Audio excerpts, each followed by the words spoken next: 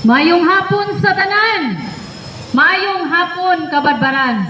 Ani ano sab kami ninimtak na sa kahaponon aron niyo among ipaambit kaninyo ang maayong balita nga mao ang pulong sa Dios. Adunay usa ka pangutana mga igsoon ninimtak na sa kahaponon. Sikin sa bagyod si Jesus Christ o sikin sa bagyod si Jesucristo. Sa imong nga ilhan, sikin sa bagyod si Jesus. Siguro mga igsoon, kanunay natong nadungog o madunggan kung kinsa si Jesus.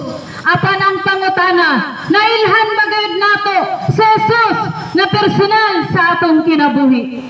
Mao na ninimtak na sa kahaponon, higala o igsoon ko diha kang Kristo. Adunay upat ka butang nga atong hisgutan ninimtak na sa kahaponon, nga pagkatabang kanato, inig atubang nato sa Ginoo.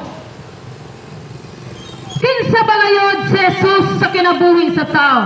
O kinsa bagayod si Jesus Christ? Number one, mga igsoon, Jesus Christ is the way.